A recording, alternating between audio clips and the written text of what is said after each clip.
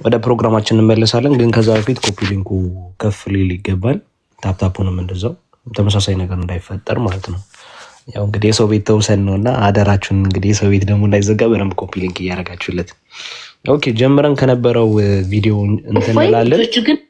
ሁላችሁም ሪፖስት አድርጉ ስቶሪያችሁ ላይ በማድረግ እንቀጥላለን። አንድ ቪዲዮ እያየን ነበረ፣ እሱ ላይ እንቀጥላለን።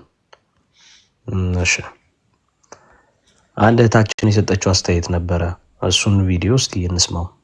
ቀኝና ግራጅ እንዲህ ተንከራፈፈለት።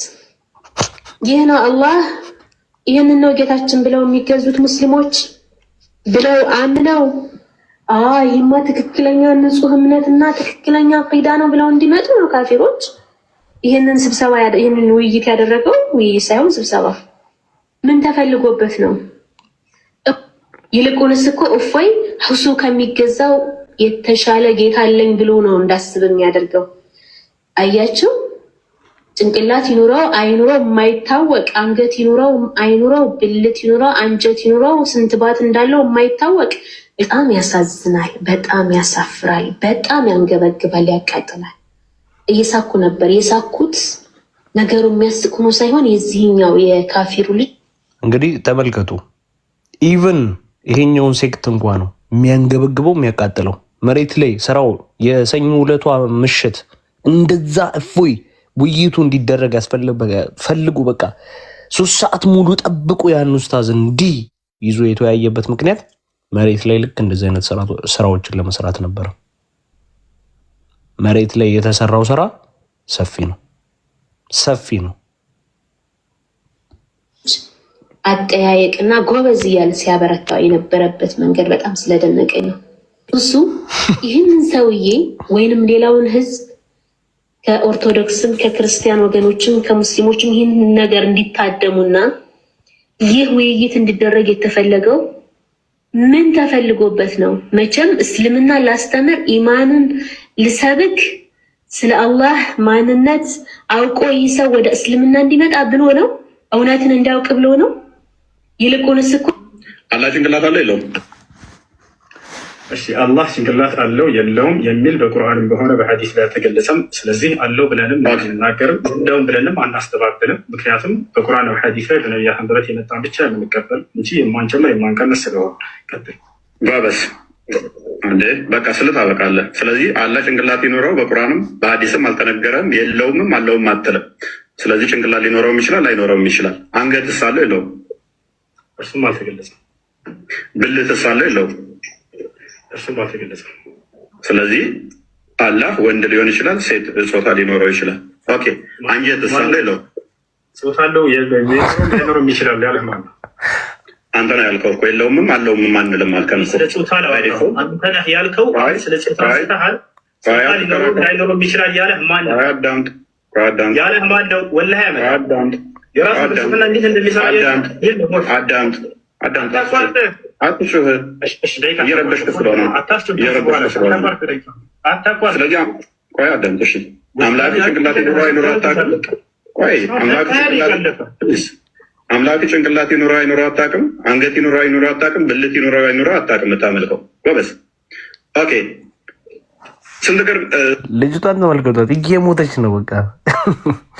አይሚን ስንት ጉልበት አለው የለውም? አልተገለጸም። ባትስ አለው የለውም? አለ።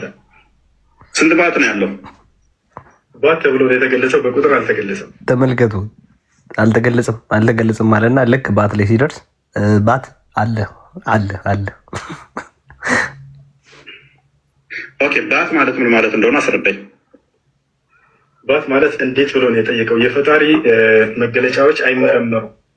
አላህ ስብሐነ ወተዓላ ስለ ባት ምንድን ነው? ባት ምንድን ነው? ባት ነው። ባት ምንድን ነው? ባት ነው አይለኛል። ጥያቄ እኮ እየጠየቁ ባት ነው ይለኛል። በጣም ጥሩ። ይኸው ባት አለው ወይ ተብሎ ተጠይቆ አለው ብሏል። አለው ብሏል። በመጀመሪያ ደረጃ አለው ያለውን ብቻ ፒክቸር ለማድረግ ሞክሩ። ምን አይነት ፍሮም ሮንግ ተርን የሆነ በቃ የሆረር ካስት የሚመስል ፍጡር ነው የሚመጣላችሁ። ጭንቅላት ሊኖረው ላይኖረው የሚችል 2 ቀኝ እጅ ያለው ምናምን ባት ወገብ የሌለው ምናምን የሆነ ነገር ብቻ ሳሉት አለው ያለውን ብቻ ማለት ነው። ሲቀጥል ይኸውት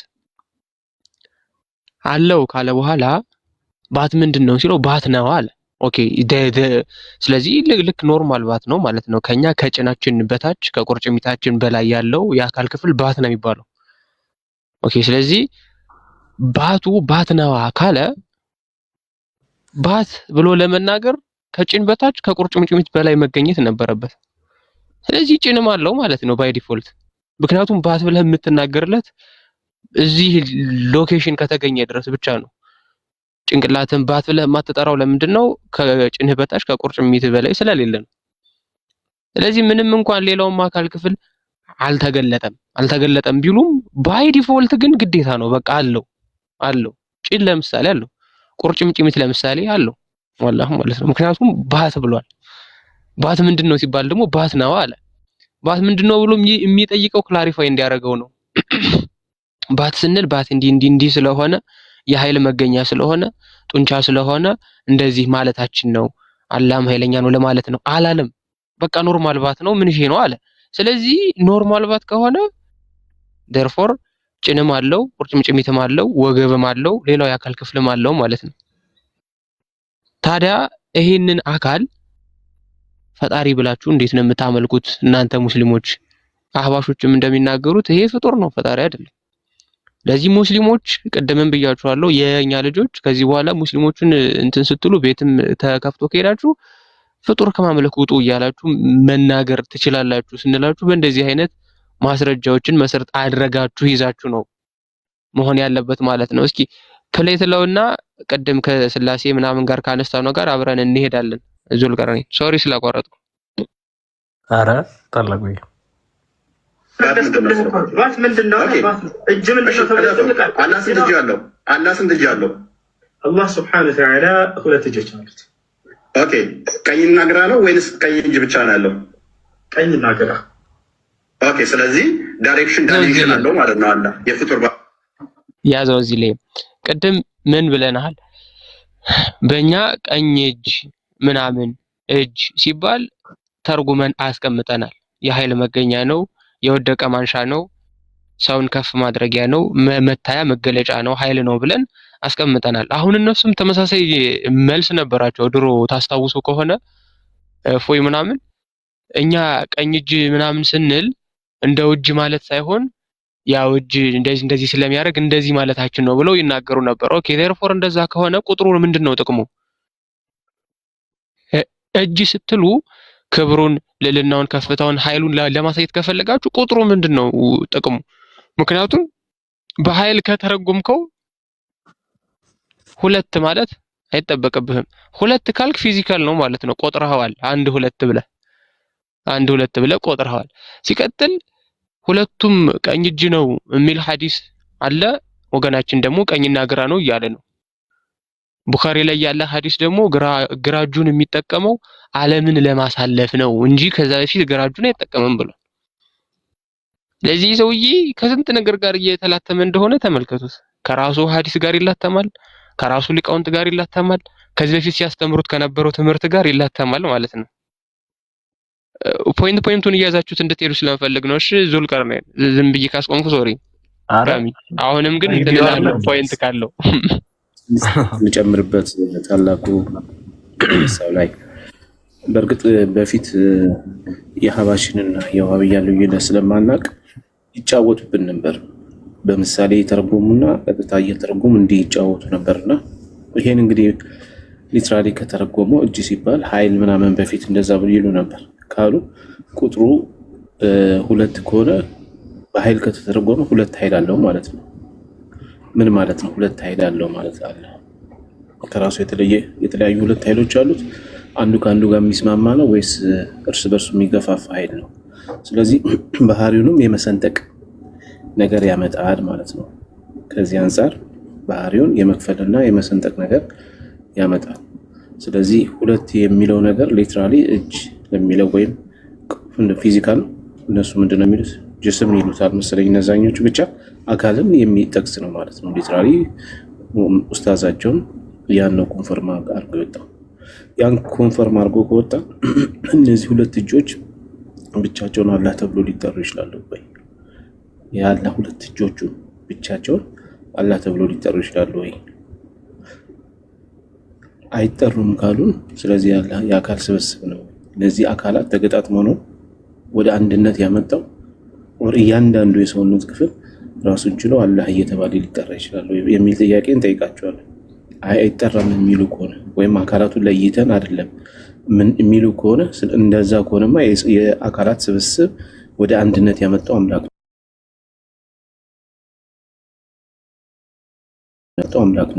ነው። እችን ሀሳብ ለመስጠት ነው። ቴንክ ዩ ቢኒ። እንደሚያካብበው እየነገርከኝ ነው። እናመሰግናለን። እዚህ ጋር የተባለውን ፖይንት በረንብ ያዙት። ቀኝና ግራ አለው ብሎ ሲመልስለት ነው ይሄንን ያለው።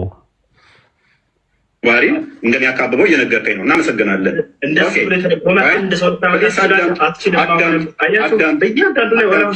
አዳም ተረጋጋ። ኦኬ። እጅ ማለት ምን ማለት ነው? እጅ ማለት እጅ ነው። እጆቹ ግን ቀኝና ግራ እጅ እንዴት ተንከራተታል?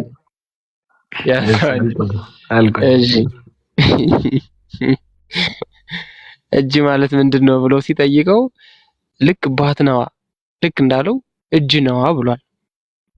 ኦኬ። እጅ ደግሞ እኛ የምናውቀው ከእግር ስለተለየ ነው፣ ከጭንቅላት ስለተለየ ነው፣ ከወገብ ስለተለየ ነው። የእጅ እጅነት ያለው በእጅነቱ ብቻ ሳይሆን ከእግርነት በመለየቱ ነው። ኦኬ። ስለዚህ የአላህ እጅ ከእግርነቱ ይለያል። እጅ የሚባለው ከምን አንጻር ነው? ያነሳበታል፣ እንደሚጽፍበት እናውቃለን። ዓለም ሳይፈጠር ለውሐል ማህፉዝ ወይም ድብቋን ጥብቋን ሰሌዳ ስለጻፈበት ኡሙል ኪታብ የምትባለው ምዕራፍ 42 ላይ ቁርአን ላይ ያለችውን ማለት ነው። እሷን ስለጻፈበት እንደሚጽፍበት እናውቃለን። ሌላው ጉዳይስ ምንድነው የሚሰራበት በእጁ? ሁለት በነገራችን ላይ ቀኝና ግራ ካልክ ዳይሬክሽን ሰጥተዋል ማለት ነው። የፎይ ኮንክሉዥን ሎጂካሊ ሳውንድ ነው። ምክንያቱም ቀኝ ለማለት ግራ መኖር ወይም ደግሞ ቀኝ ብለህ ለምትናገርበት ሴንትራል የሆነ ሪፈረንስ ፖይንት መኖር አለበት፣ ቀኝ ለማለት ማለት ነው። ግራ ለማለት ቀኝ መኖር አለበት ወይም ደግሞ ግራ ብለህ ልትናገርለት የሚገባው ሴንትራል ፖይንት ወይም ሪፈረንስ ፖይንት መኖር መቻል አለበት። ስለዚህ ቀኝና ግራ እጅ አለው ካልክ በስፓሻል ሪፈረንስ እያስቀመጥከው ነው ማለት ነው። ወይም በቦታ ምንድነው ሪፈረንስ እያስቀመጥከው ነው ባጭሩ። ስለዚህ ቦታ የሚወስነው ነው ማለት ነው። እኔ ቀኜ ስለው ቀኜ በምለው ውስጥ ግራ እጄ የለም። ለምሳሌ ግራ እጄ ስል ግራ እጄ ውስጥ ቀኝ እጅ የለም። ለዛ ነው ግራ እጅ የምለው ከቀኝ እጄ ለመለየት ማለት ነው። ግራ እጄንም ግራ እጅ የምለው ከቀኜ ለመለየት ነው። ቀኜንም ቀኝ የምለው ከግራዬ ለመለየት ነው። በአላህ ውስጥስ እንደዚህ ሲቀመጥለት አንደኛ በቦታ እየተካበበ ነው። ሁለተኛ ቀኝና ግራ ብለህ የምትናገርለት ከየትኛው ዳይሬክሽን ተነስተህ ነው? ቀኝ ግራ ብለህ ለመናገር ሴንትራል ሪፈረንስ ፖይንት ያስፈልጋል ብያለሁ። ስለዚህ ከወገቡ ተነስቶ ነው ቀኝና ግራ እጁን የለየው? ከባቱ ተነስቶ ነው? ከጭንቅላቱ ተነስቶ ነው? ከምኑ ውስጥ ተነስቶ ነው ቀኝና ግራ ብሎ የሚናገርለት? ወይም ሁለት ቀኝ እጅ ብሎ የሚናገሩለት ወይም ሁለት ግራ እጅ ብሎ የሚናገሩለት ዳይሬክሽን ከየት መጣ ዳይሬክሽን? ቤዚካሊ ሁለት ቀኝ እጅ ያለው የሚብል ቀኝና ግራ ያለው የሚብል ዳይሬክሽን ከጠራ ቦታ ወስኖታል ማለት ነው።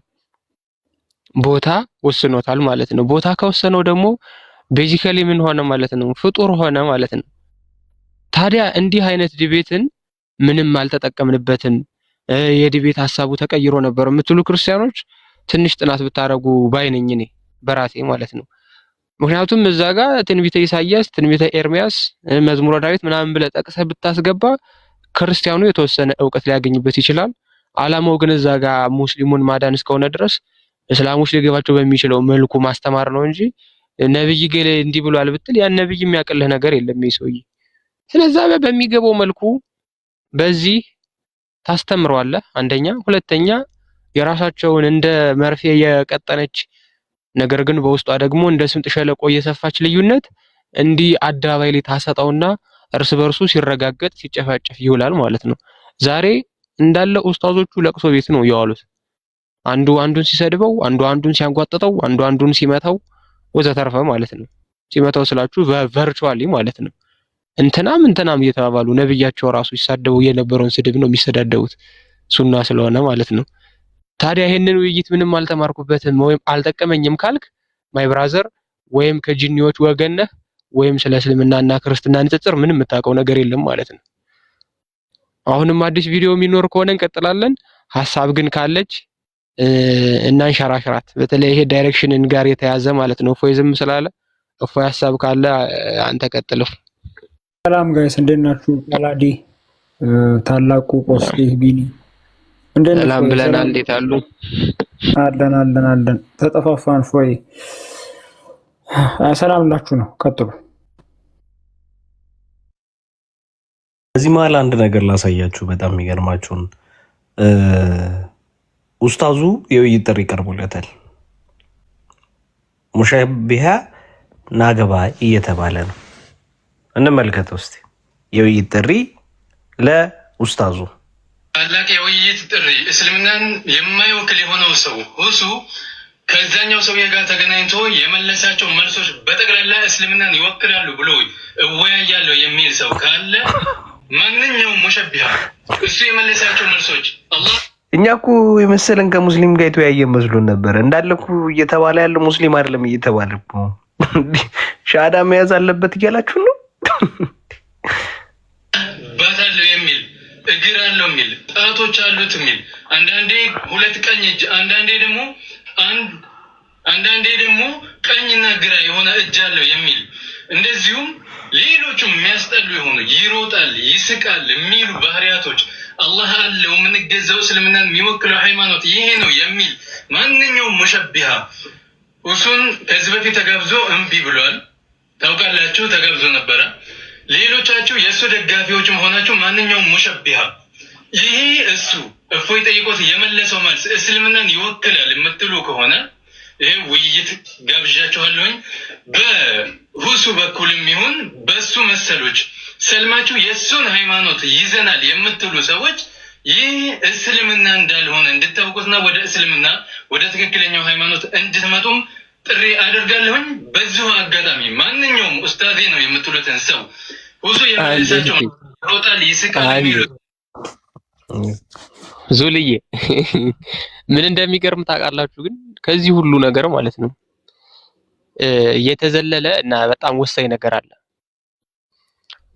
አካሉ ከሆነ ያስገረማቸው እንደዚህ አካሉ ከሆነ ያስጨለላቸው ልብስም ይለብሳል እኮ ጀለስ ልብስም እኮ አለው።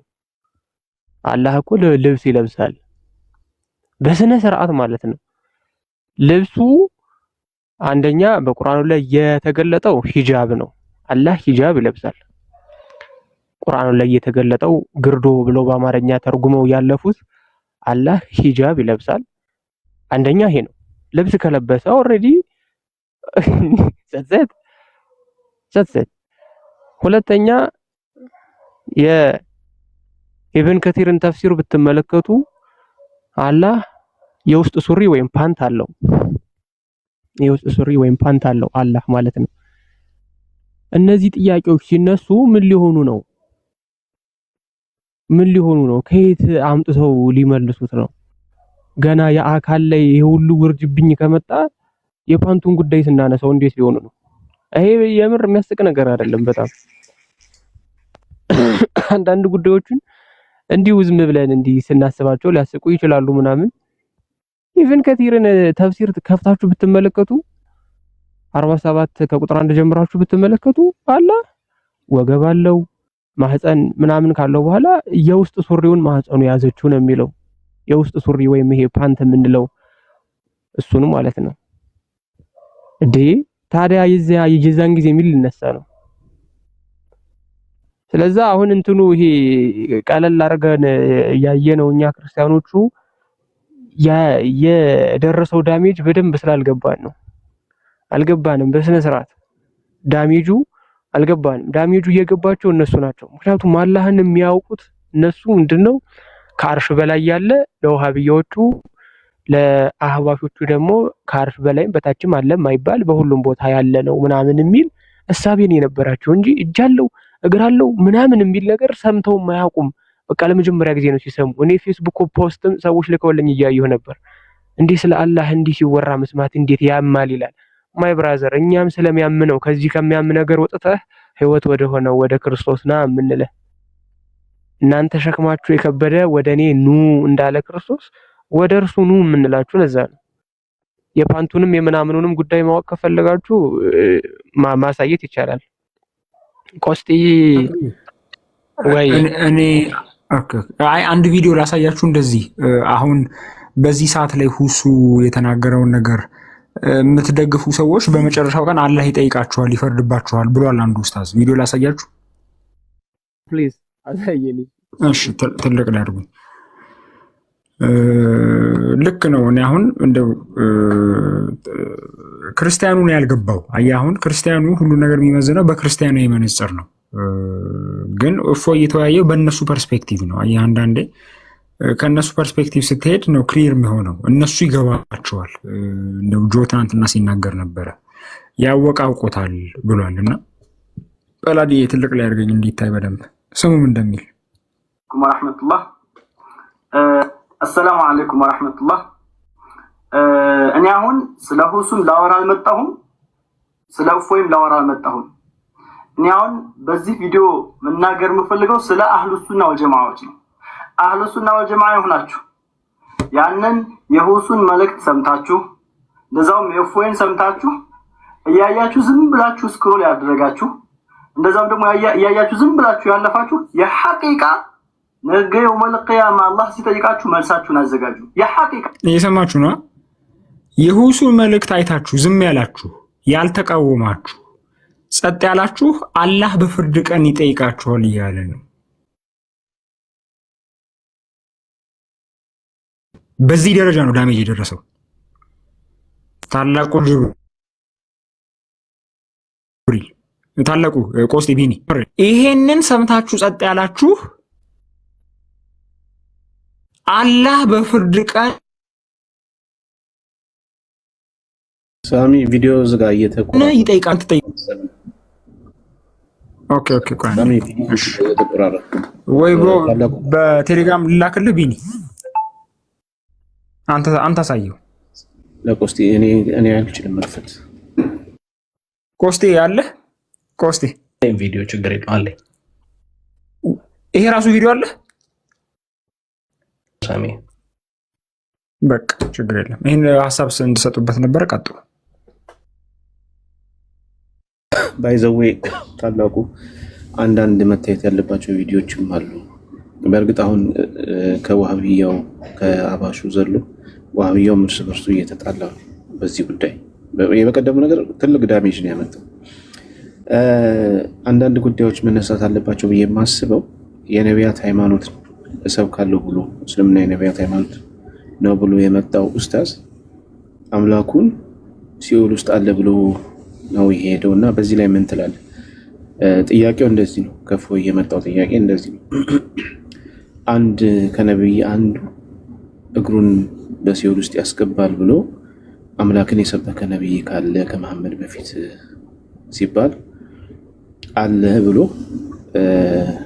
መዝሙረ ዳዊት 139 ከቁጥር 7 ጀምሮ ያለውን አመጣ።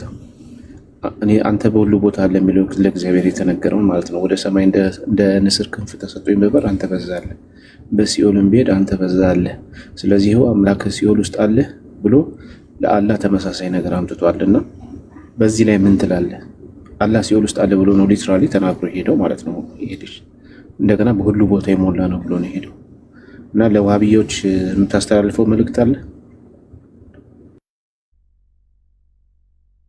አዎ በስነ ስርዓት እና ሁለት ንጽጽር መውሰድ ፈልጌ ነው እዚህ ላይ የንጽጽር መድረክም እንደመሆኑ መጠን ሁለተኛ ጴጥሮስ ላይ ቅዱስ ጴጥሮስ እንደሚነግረን እኛ ክርስቶስ በወይኒ ላሉት ሰላምን ሊሰብክ ወደ መቀመቃት ወደ ሲኦል ሄዷል። ክርስቶስ በስጋ ሞተ፣ በመንፈስ ግን ሕያው ሆነ ካለ በኋላ በዚያም በወይኒ ላሉት ሰላምን ሰበከ ይላል። በመንፈስ ወይም በነፍስ ማለት ነው። ክርስቶስ ወደ ሲኦል የወረደው በግዞት ያሉ ነፍሳትን ነፃ ሊያወጣ ነው። ክርስቶስ ወደ ሲኦል የሄደው በእስር ያሉትን ሊፈታ ነው። ክርስቶስ ወደ ሲኦል የሄደው በእግሩ አይደለም፣ በሌላ ነገርም አይደለም መለኮት የተዋሃደችው ቅድስት ነፍስን ይዞ ወደ ሲኦል ሄዶ በነፍስ መታሰር ውስጥ ያሉትን ነፍሳት በሙሉ ነፃ አወጣ ማለት ነው። ማን ነው ይሄ? የኛ ጌታ አሐዜ ኩሉ መድኃኔ ኩሉ የሆነ ክርስቶስ ማለት ነው። ስለዚህ እኛ ክርስቶስ ወደ ሲኦል ወርዷል ስንል ምን ነው የምናሳየው? የታሰሩትን ይፈታ ዘንድ፣ የተቸገሩትን ያጽናና ዘንድ፣ በዲያብሎስ እስራት ውስጥ ያሉትን ነፃ ያደርግ ዘንድ። አዎ ክርስቶስ ቴንኪው በወህኒ ለነበሩ ነፍሳት ሰበከላቸው ይላል ቅዱስ ጴጥሮስ። አያችሁ። ስለዚህ ለኛ ገባ ብለን ስንናገር ድህነታችን ነው፣ የምንኮራበት ነገር ነው። የምንኮራበት ነገር ነው። በእግር ብቻ አይደለም፣ በእጅ ብቻ አይደለም፣ በአካል ክፍል ሳይሆን ረቂቅ በሆነ ስርዓት ነበሩና ረቂቅ በሆነች ነፍስ መለኮት በተዋሃዳት ነፍስ ማለት ነው ወደ ሲኦል ገብቶ ነፍሳትን ነፃ አወጣ። ይሄ ክርስቶስ አምላካችን ነው። በጣም ጥሩ። ሙስሊሞችስ አላህ እግሩን ብቻ ነው በጀሃነም ላይ የሚያስቀምጠው። ከዛስ ምን ትላለች? ቃጥ ትላለች። ምን ማለት ነው? በቃኝ በቃኝ ትላለች ማለት ነው። በቃኝ በቃኝ ትላለች። ማን? ጀሃነም። ምን ስለተጫናት? ግብዳው የአላህ እግር ስለተጫናት ማለት ነው። ወደሉ የአላህ እግር ስለተጫናት፣ ወደሉ የአላህ እግር ስለተጫናት። ስለዚህ አሁን ይሄንን ከነገረ ድነት አንፃር መተርጎም አትችልም። ምክንያቱም አላህ አዳኝ ነው የሚል ምንም ነገር የለም። ከቤዛነት አንፃር መተርጎም አትችልም። ምክንያቱም ሊያድን አይደለም እግሩን ወደ ውስጥ የሚከተው ወደ ጀሃነም የሚከተው። ስለዚህ እግሩ ሲጀምር ለምን ገባ ወደ ጀሃነም? የመጀመሪያ ጥያቄያችን። ኦኬ ጀሃነም በቃኝ እንድትል ይሄው his feet over it and it will say በቃኝ በቃኝ ትላለች። ኢናፍ ቃት ትላለች። በቃ ተወኝ በቃኝ ትላለች። እንዲሁም ከዛ በፊት ሌላ ሐዲስም አለ። ምናልባት አሁን ያለውን ራሱ በደንብ ብናየው ብዙ ሰዎች እየገቡ ነው ወደ ጀሃነም ማለት ነው። ወደ ጀሃነም እየገቡ መሙላት ግን አልቻለችም። በቃ ጀሃነም መሙላት ስላልቻለች በቃ እግሩ ሲገባባት ሞላች ነው በቃ ጥንሰ ሐሳቡ ባጭሩ። ጥንሰ ሐሳቡ ይሄ ነው። የአላህ እግር ወደ ጀሃነም የሚሄደው በጀሃነም ያሉትን ነፃ ለማውጣት ሳይሆን ጀሃነምን ለመሙላት ነው። ልዩነቱን እያያችሁ የኛ አምላክ ክርስቶስ ወደ ገሃነም ቢወርድ ማን ወደ ሲኦል ቢሄድ በሲኦል ያሉ ነፍሳትን ነፃ ሊያወጣ ሰላምን ሊሰብክላቸው ነው። የሙስሊሞች አላህ እግሩን በሲኦል ላይ ቢያስቀምጥ በሲኦል ላሉት ሰላምን ለመስበክ ወይም በውስጥ ያሉትን ለማዳን ሳይሆን ሲኦል በቃኝ እንድትልና ለመሙላት ነው። አያችሁ የክርስትናን ውበት፣ የእስልምናን አስቀያሚነት በዚህ በጣም በቀላሉ ማየት ትችላላችሁ።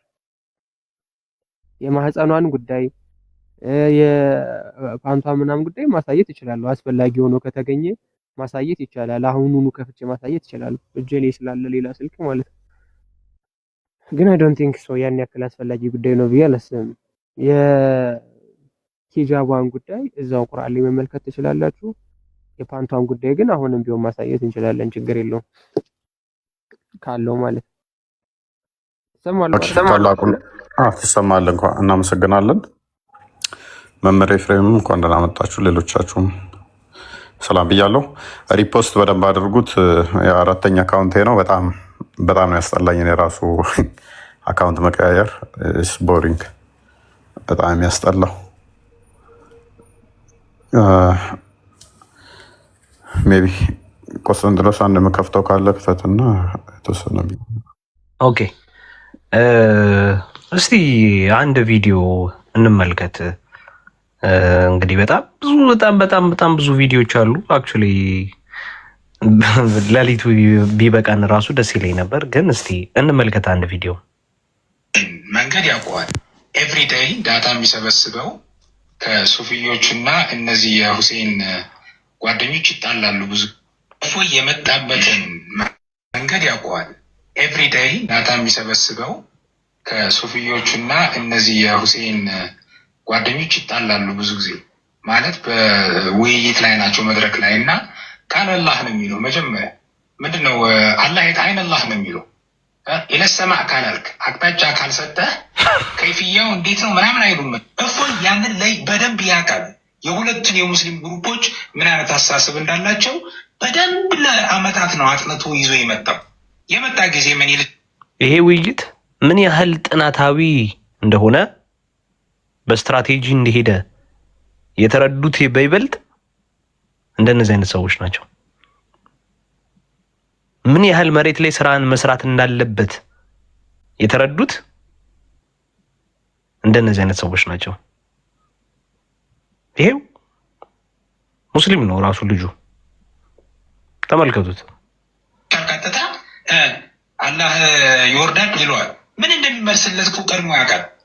ይሄኛው ማለት ነው እፎይ የሚባሉ ዘንድ ሁሴን ምን አለው? ቆይ ላስረዳ እንዳልሽው የአርሽን ጉዳይ ካስረዳ በኋላ እፎይን በምንድን ነው ያስረዳው? ያንተም እኮ መጽሐፍ ቅዱስ ላይ እግዚአብሔር እግር አለው አይን አለው። እሱ የጠየቀው ያኪ አንተ ቁርአን ውስጥ ያለው አምላክ እግር አለው ወይስ የለውም ብሎ ሲጠይቀው ያንን የለውም ወይም አለው ብሎ መመለስ ሲጠበቅበት እሱ የመለሰው ምን ብሎ ነው? መጽሐፍ ቅዱስ ላይ ያለው እግዚአብሔር እኮ እግር አለው ያንተም እኮ እጅ አለው። ከዛ እፎይ ደግሞ ምን ብሎ መለስለት? እኛ ታዊል እናደርጋለን አለ። እንደ ሱፊዮቹ አየሽ፣ እኛ ያ መለኮታዊ የሆነው አንደኛው እግዚአብሔርን ከፊት ከኋላ ከላይ ከታች ከቀኝ ከግራ እግር ምን የሚል ነገር አንሰጠውም። ተገልጦ የመጣውን ግን እንሰጠዋለን፣ ቃል ነው። ያ አብሶሊት የሆነውን ግን ብቸኛ ነው ብለን የምናምነው አለና ጠየቀው። ይሄ ብቸኛ የሆነው እግዚአብሔራችንን አንተ ታምንበታለህ ወይ? ከላይ ከታች ከግራ ከቀኝ ቦታና ስፔስ የማይገባውን አምላክ እግዚአብሔር እኛ ይህን የምናምንበትን እግዚአብሔር ነው ወይ አንተ አምላክ አለው። አይደል?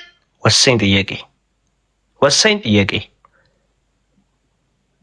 በጣም ወሳኝ ጥያቄ ነበር የጠየቀው።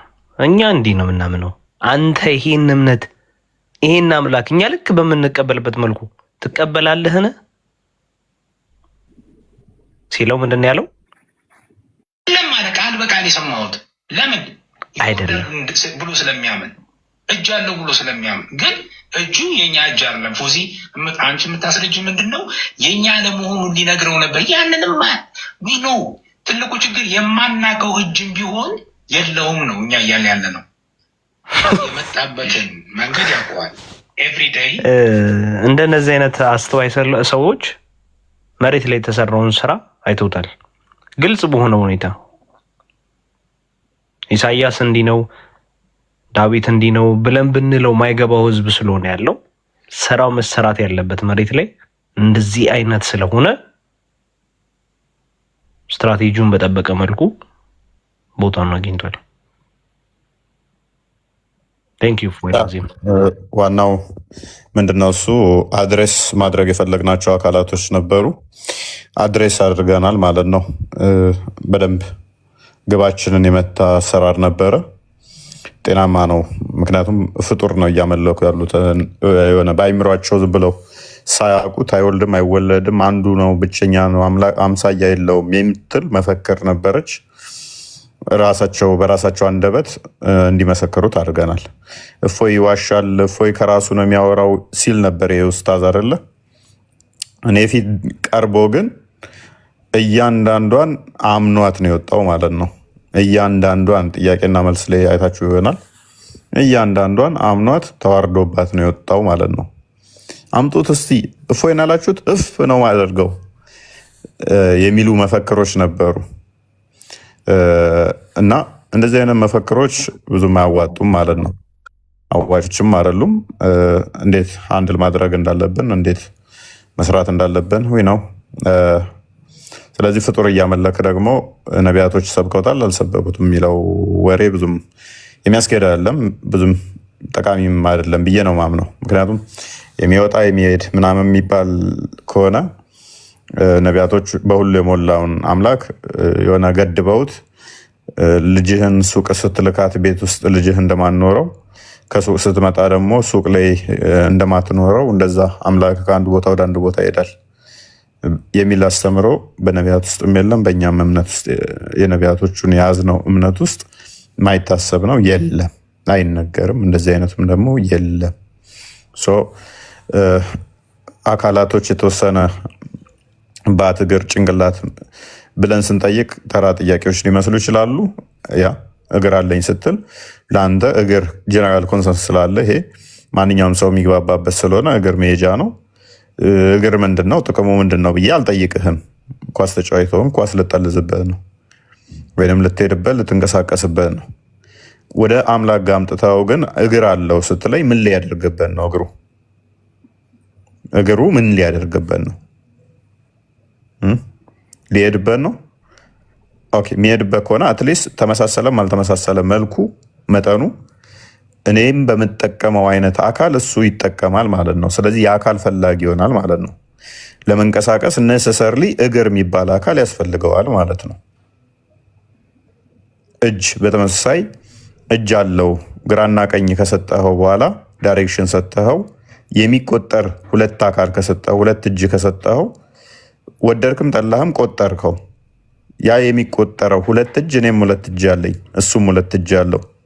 ምንም አይመሳሰልም ብትልም አንደኛ በስም አመሳስለዋል። በስም መመሳሰሉ እንደው ተዊል አደርጋለሁ ብለህ ብታስብም እንኳን በዳይሬክሽን በእንትን ባለው የእጁ ጣቶች አመሳሰልክ። 5 ጣቶች አሉት እኔም 5 ጣቶች አሉኝ።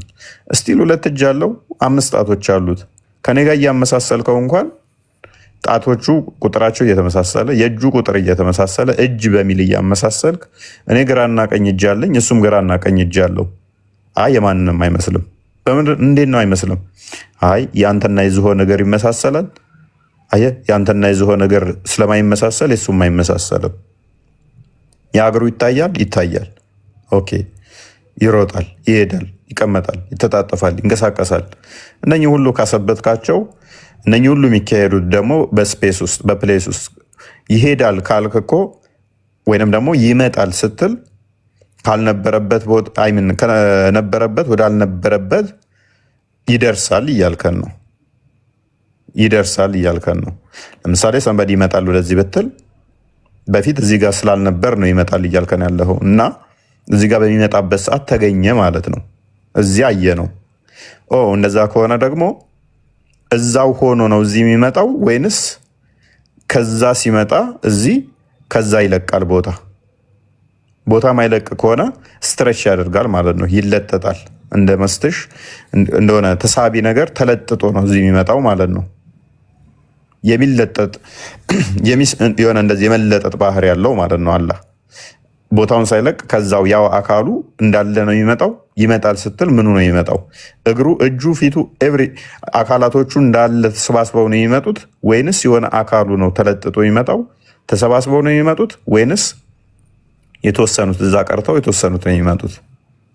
ነቢያቶች አስተምሮ ነው ብለህ ካመንክ በኋላ የነቢያቶች አስተምሮ ነው ብለህ ካመንክ በኋላ አካላትን ካሰበትክ በኋላ ጭንቅላት አለው ወይ አላቅም፣ ደረት አለው ወይ አላቅም፣ ሆድ አለው ወይ አላቅም፣ ብልት አለው ወይ አልተነገረም፣ ታፍ አለው ወይ አልተገለጠም፣ ጉልበት አለው ወይ አልተገለጠም፣ ባት አለው ወይ አዎ፣ ስንት ባት አለው አልተገለጠም፣ እግር አለው ወይ አዎ፣ ስንት እግር አለው? 2 እግር አለው።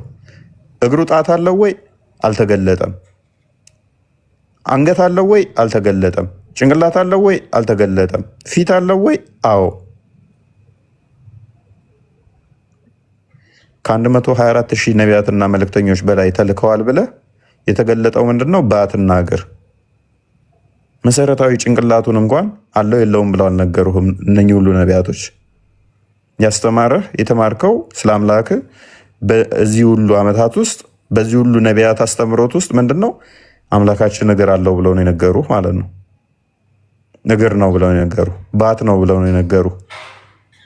ይህን ነው የነቢያት አስተምሮ የምትለው? ካዳ ነቢያቶች ያስተማሩት አምላካችን ይሮጣል፣ እግር አለው፣ ጭንቅላት ግን አናቅም፣ አንገት ግን አናቅም፣ ደረት ግን አናቅም።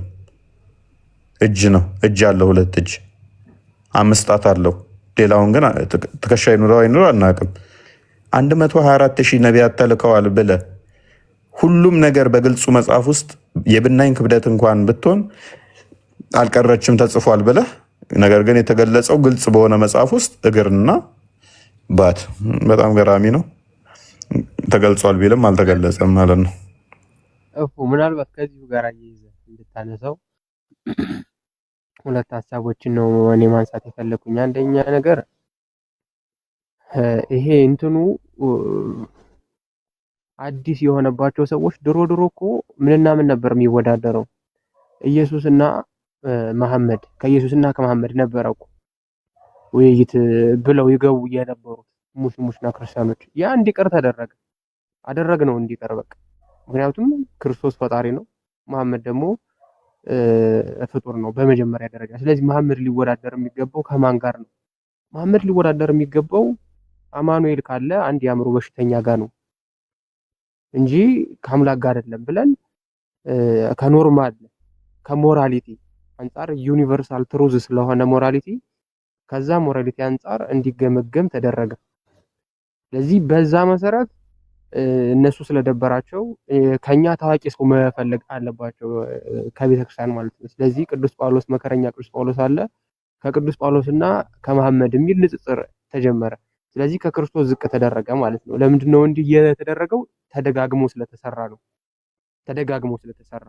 አሁንም ቢሆን ይሄ ስራ መቀጠል አለበት። የመጀመሪያ ሐሳቤ ይሄ ነው።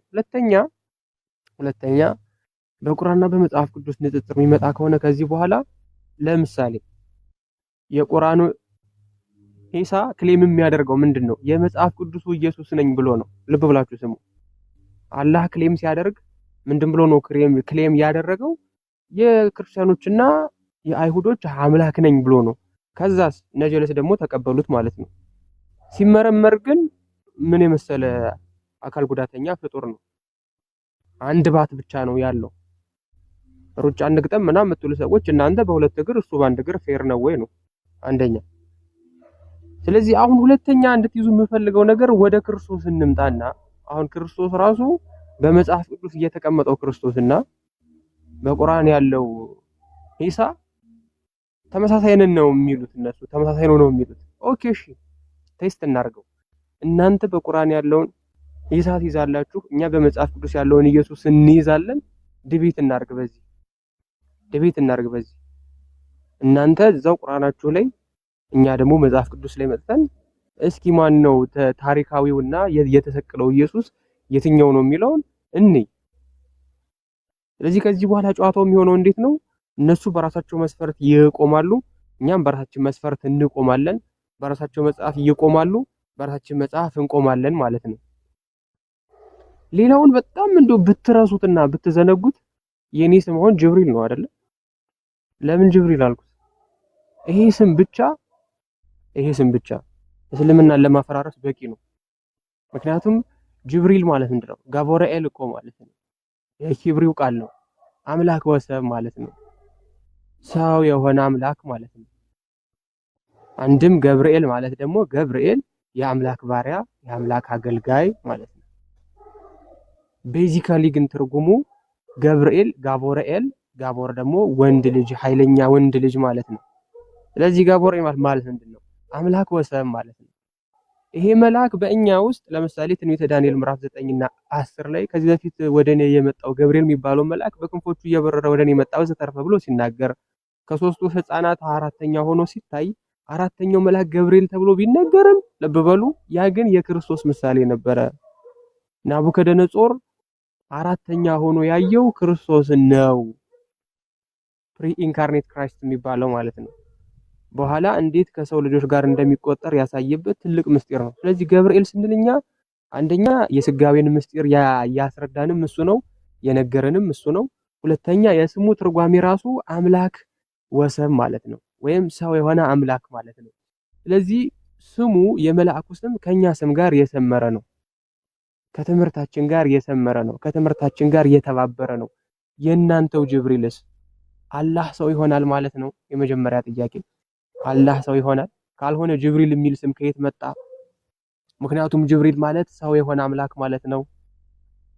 እኛ ጅብሪል ብለን ብንሰይም ወልድ ሰው ይሆናልና ዘላለማዊ የአብ ቃል ሰው ይሆናልና አዳም መልካምና ክፉን ለማወቅ ከኛ እንዳንዱ ሆነ ብሎ በዘፍጥረት 3 ላይ ተናግሮ ነበርና ያንን ቃሉን ለመፈጸሙ በዚህ መልአክ በስሙ በኩል ያንን ዲቫይን የሆነ ሪቨሌሽን ተቀብለናል። በእናንተ በኩልስ አላህ ሰው ይሆናል ወይ? ጅብሪል የሚል ቃል እናንተ ውስጥ ምን ሊሰራ መጣ ብሎ ሰው መጠየቅ ከጀመረ እስልምና ሐሰት መሆኑን ክርስትና ትክክል መሆኑን በጣም በቀላሉ ማወቅ ይችላል፣ ማየት ይችላል። ሌላ ነገር አይፈልግም። ውስብስብ ያለ እውቀት አይፈልግም ይሄንን ነገር ለማየት ማለት ነው። ይሄንን ነገር ለማየት ከዛ ውጪ ግን አሁንም ከዚህ በኋላ ዲቤቶች እኔ እንትን ማን ነው ወሂድ የውይይት ጥሪ አቅርቧል። ሁሉም ክርስቲያን ነኝ የሚል እንደውም ሪካርድ አድርጋችሁ ቪዲዮ ብትሰሩ እና አናፖሎጂካሊ የሉም እንጂ አናፖሎጂካሊ ቢኖር ጥሩ ነበር። ቮይስ ከምልክለት ምናምን እዚሁ ልናገርና አንዴ ላመቻችልኝ ነበር እኔ ላመቻችልኝ። ኦኬ ከዛ እኔ ልክለታለሁ ለሱ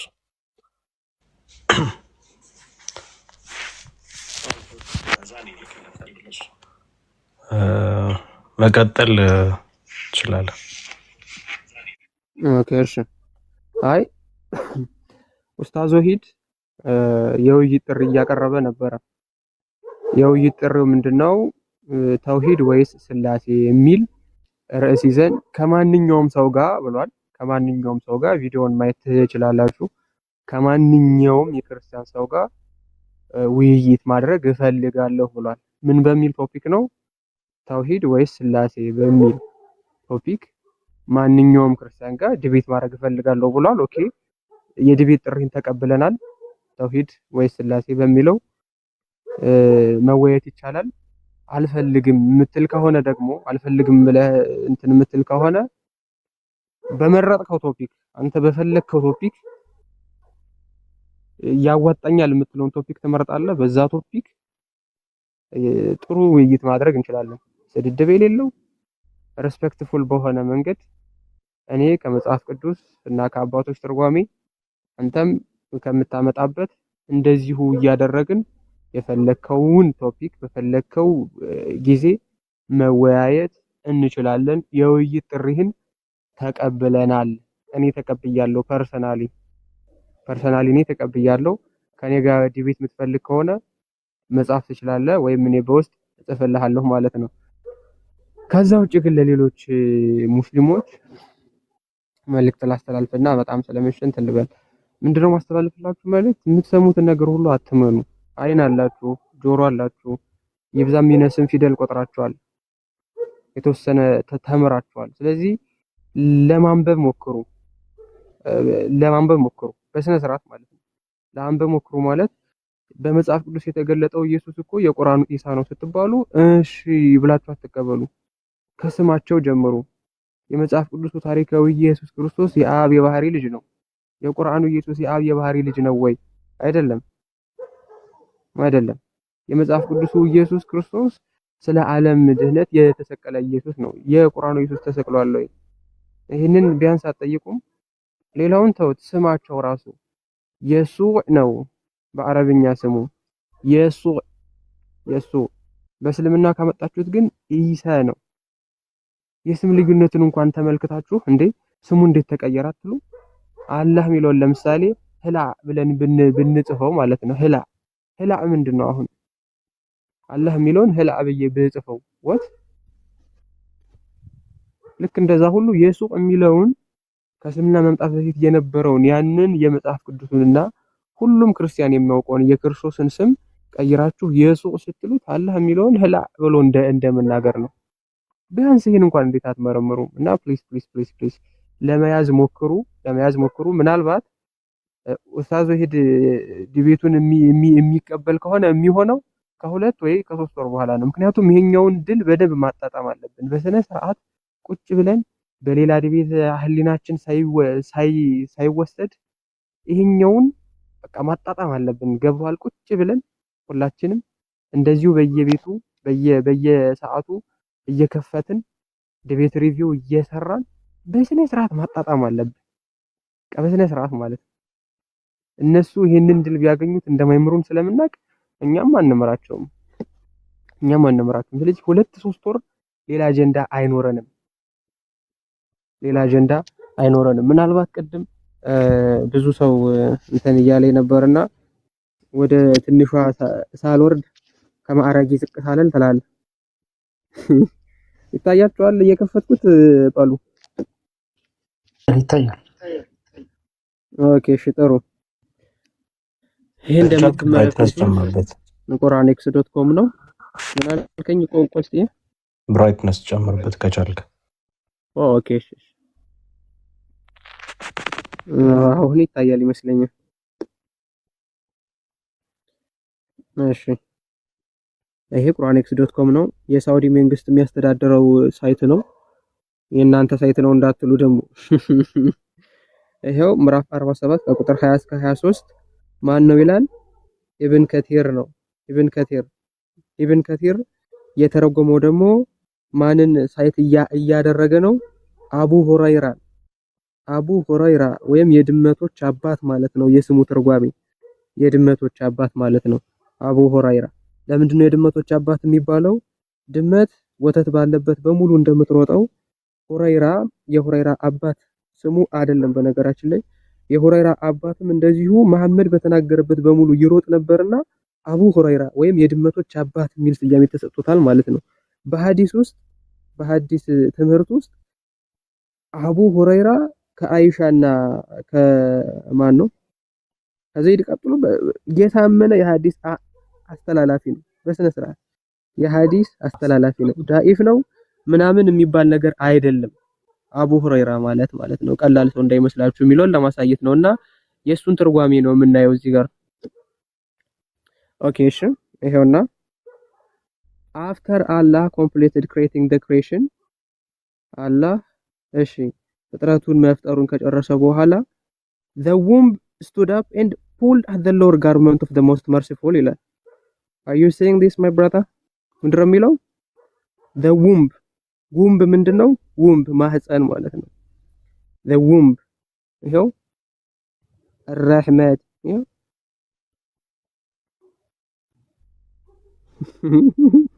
አራሂሙ ማለት ምንድነው? ማህፀኑ እንደማለት ነው። አራሂሙ ይቺ ሳቢ ወይም ዱማዋ የምትመልሰው ለአላህ ነው የምትመልሰው። ስለዚህ ማህፀኗ ተነሳችና ምኑን ያዘችው ይላል። ሎወር ጋርመንት ማለት ምንድነው? ሎወር ጋርመንት ማለት የታችኛው ልብሱ ማለት ነው። የታችኛው ልብሱ ደሞስ መርሲፉል የሚባለው አራህማን የሚባለው አላህ ነው ማለት ነው። ስለዚህ ማህፀኑ ተነሳችና የአላህን ሎወር ጋርመንቱን ያዘችው። ከዛ ሂ ሰይድ ማን ነው? ይሄ አላህ ማለት ነው። ምን አላት? ስቶፕ ዛት ተይ ብሎ ተናገራት። ማንን? ማህፀኗን። ምኑን ስለነካችሁ? ሎወር ጋርመንቱን ስለነካችሁ ማለት ነው። ሎወር ጋርመንቱን ስለነካችሁ። ስለዚህ ወደ ታች ደግሞ ብትሄዱ የምታገኙት ጉዳጉድ ቀላል እንዳይመስላችሁ። ቦታውን ማወቅ ከፈለጋችሁ ይሄው ምዕራፍ 47 ከቁጥር 20 እስከ 23 ነው።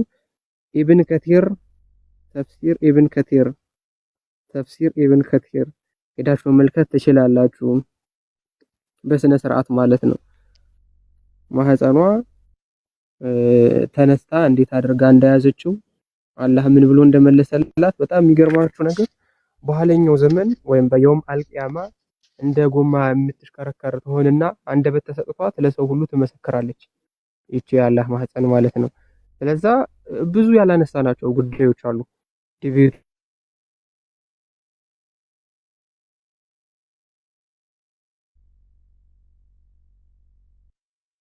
ያላነሳንም ምክንያቱም ጺሙን ያበጠረ ወጣቱ ነው አላህ ይመጣል ስለሚል ማለት ነው። ብዙ ያላነሳናቸው ቶፒኮች አሉ ገና ማይ ብራዘርስ። ስለዚህ በዚህ ቶፒክ 3 ወር እንከርምባችኋለን ነው የምልህ።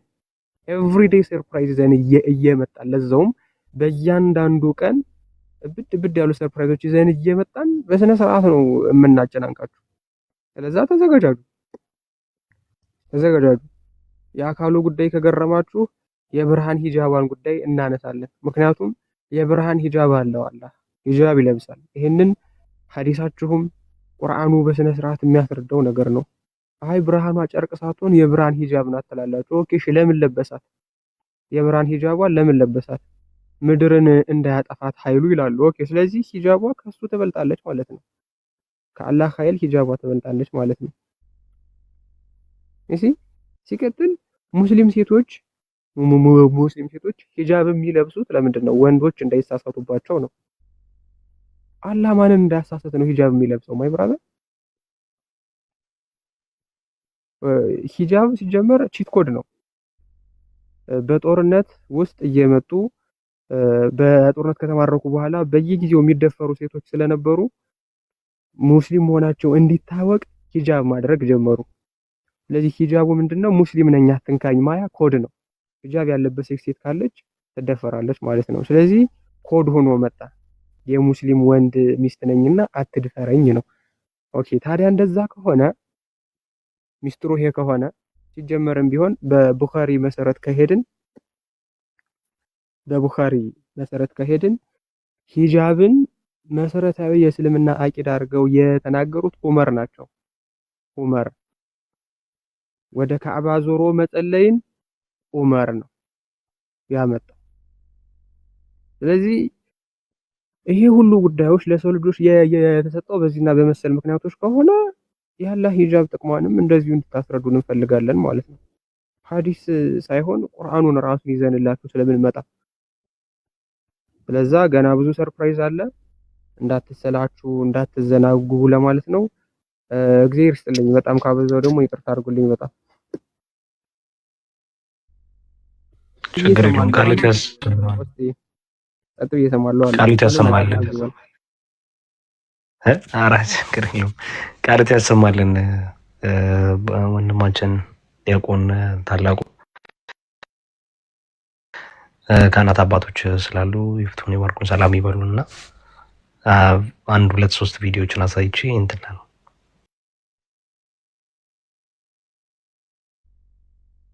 የታመሻችሁ ሁላችሁንም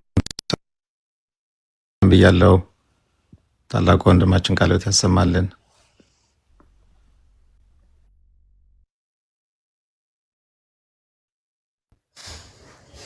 ጤና ይስጥልን።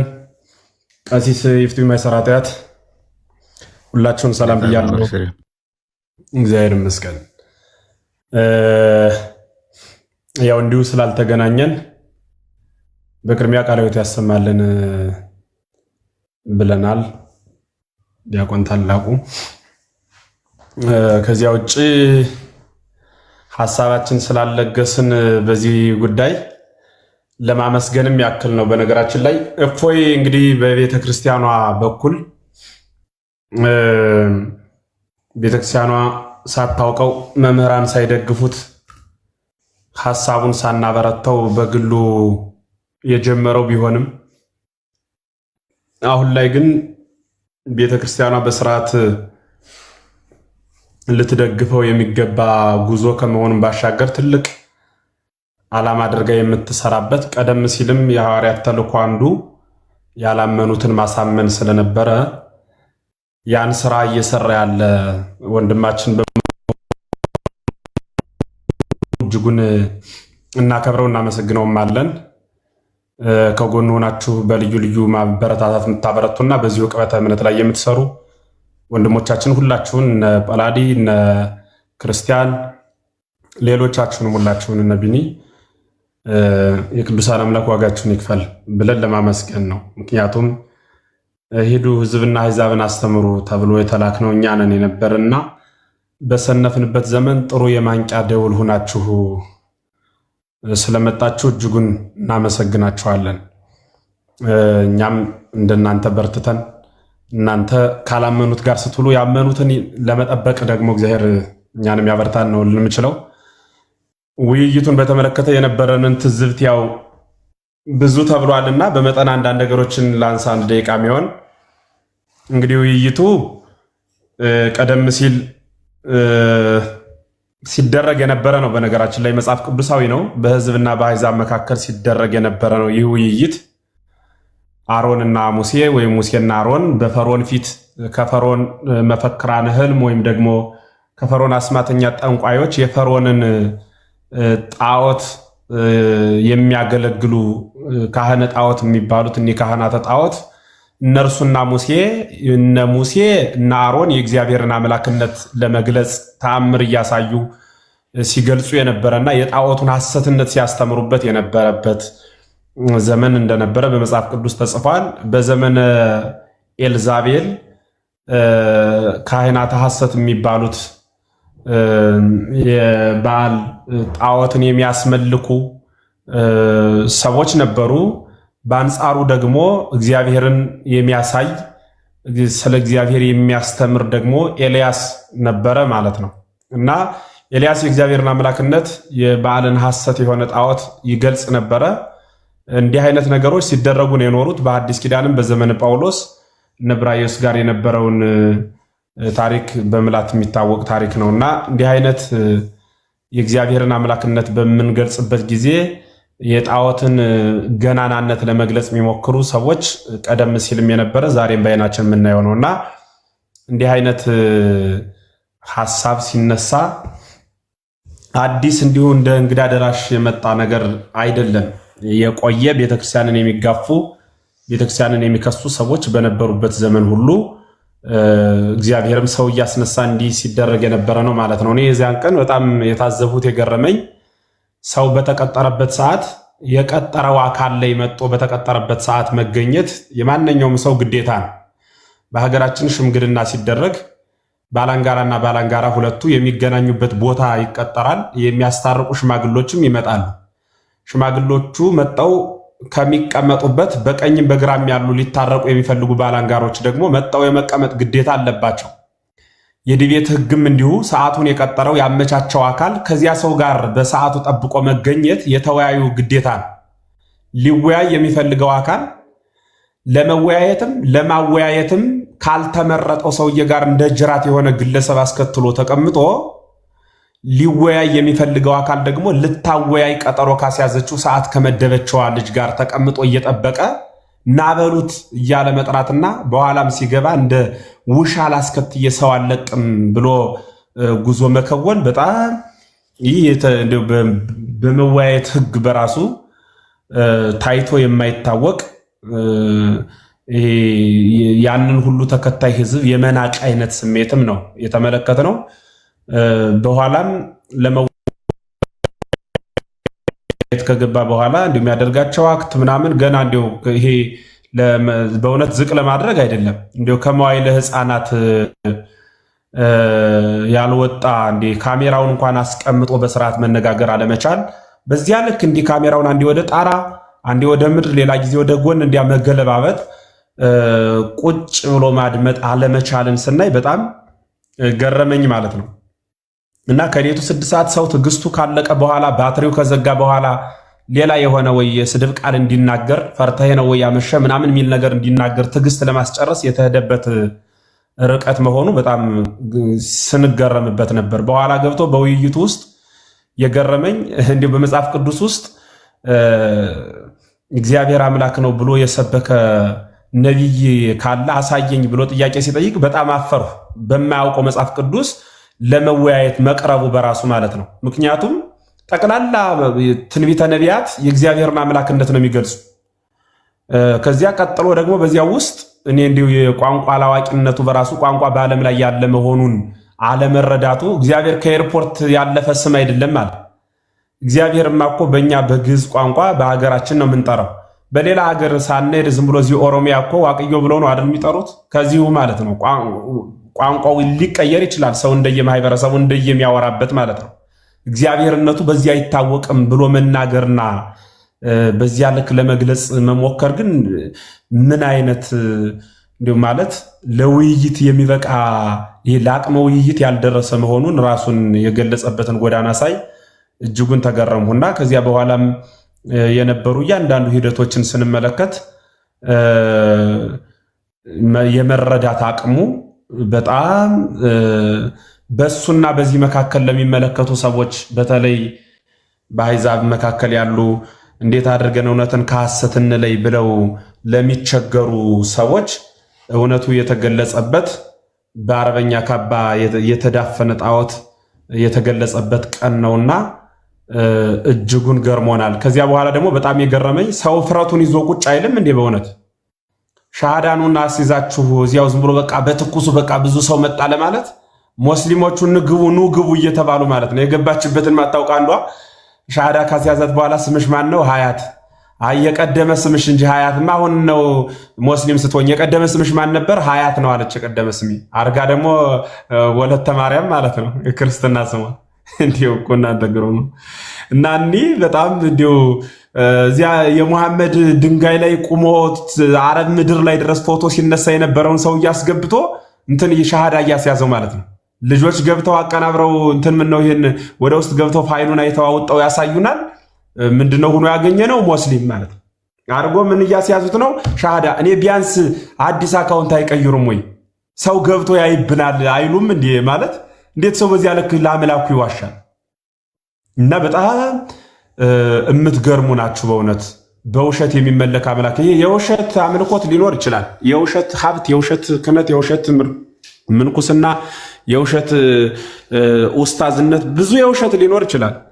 የውሸት ሞት ግን ስለሌለ ሞት የእውነት ስለሆነ በገሃነም እንዳትቀጡ በእውነቱ ወደ እውነተኛው ቤት ራሳችሁን ብታስመልጡ ጥሩ ነው።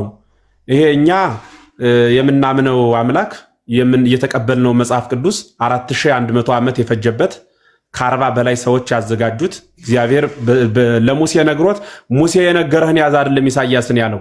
ለኢሳያስም እንዲሁ ለሌሎቹም በአዲስ ኪዳንም ለጳውሎስ የነቢያቱ ይበቃሃል ብሎ አልተውም። ለራሱ ለጳውሎስም እንዲሁ እየተገለጸ በየዘመናት ያጻፋቸው መጽሐፍት ናቸው። አንድ ግለሰብ ብቻ ዝም ብሎ መጽሐፍትን ጽፎ አምጦንኩ ተረከቡ ሲል እውነት ይሁን ሐሰት ይሁን መለኪያ ሳይኖር በማታውቁት ቋንቋ ተጽፎ ዝም ብሎ እንደ እንቁላል ሸፍናችሁ እዛችሁ ትኖራችሁ ስትገልጹት እናንተ አልገልጡት አላችሁ። የኛ ልጆች ገለጡት። ሲገለጥ ግማሹ የኛ ጥላቻ ነው፣ ከፊሉ ደግሞ ስለ ዝሙት ነው። እንዲያም ሲል ስለ ግድያ፣ ስለ ጥላቻ የሚያለማምድ ተከብሮ ተዳፍኖ የኖረ ግን የሐሰት ሰነድ ስለሆነ ይሄን ሰነድ ተውትና እንደ ሀገርም አብሮ አያኗኑረንም። በእውነቱ እንደምናነበው ከሆነ መጽሐፋችሁን ማለት ነው። እንደ ሀገርም አያኗኑርም፣ እንደ ሃይማኖትም አያጸድቅም። በሁለቱም ጥቅም ስለሌለው ተውት የሚል የምሽቱ መልእክቴ ነው። ቸሮ ያክብርልኝ።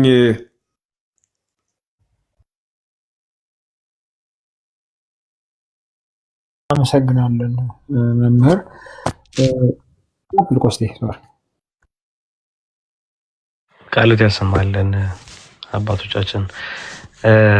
መልካም። እሺ እኔ አንድ እንደው መምህር ኤፍሬም የተናገሩት ነገር አለ። እሱንም አንድ ከማሳየቴ በፊት እንደው በቪዲዮ የሚጠቀሱ መረጃዎች ጥሩ ናቸው በሚል ማለት ነው። እስቲ ይህንን ቪዲዮ እንታዘብ እስቲ። መቼም ዛሬ የትዝብት ቀን ነውና አይኖቻችን ያዩትን እስቲ ሰብሰብ ብለን ሼር እናርጋቸው በሚል ነው። ሙስሊም የሚባለው ሙስሊም መሳይ የዘመናችን ትውልድ ገዳይ አህባሾች ለእፎይ መረጃ ይሰጡ ነበር ሲሉ ነበር የሁሱ ደጋፊዎች። ረሱላችን ለሚሳደብ ኃይል ማለት ነው ለእፎይ። እኛ አህባሾች የአካል አምልኮት ደጋፊ እንሆን እንኳን ብንል፣ የዘረኛ ሙስሊም የአስመሳይ ሙስሊም ደጋፊ እንሆን እንኳን ብንል፣ ሁሱ አላህን እግር ያለው ሲለኛ ጫማ ይዘን ስጦታ መቅረብ ነበረብን ድጋፍ ለማድረግ። እንግዲህ ተመልከቱ፣ እነዚህ የሚያመልኩት አምላክና እነዚህ የሚያመልኩት አምላክ ጭራሽ አይገናኝም። ይሄ ነው መሬት ላይ ያለውን ነገር መስራት የተፈለገው። ትላንትና ሰምታችኋል። አንድ ቪዲዮ ስናይ ምንድን ያለው? ምን አለ እንደው አላህ አላሃቸውን በገደለው ነው ያለው። የነሱ አላህ የነዚህን አላህ እንዲገለው ነው የሚመኝ የነበረው።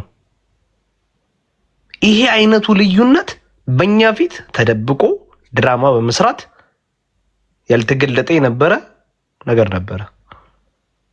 እሱን ነበር መግለጥ የተፈለገው። ይህን ማያቀዝብ እንዲያውቅ ነበር ማድረግ የተፈለገው። የሚነገራቸው የሚያውቁት አላህ አንድ ነው። በቃ ቁሉ አላሁ አሐድ አላሁ ሰመድ ይልሃል። አለቀ በቃ። ከዚህ ሌላ ምንም አያውቅም። ስለ እስልምናችሁ እንድታውቁ ነው በቃ የተደረገው። ትናንትና አይናችሁ እንዲገለጥ ነበር የተደረገው። መሬት ላይ ያለውን ስራም ተሰርቷል።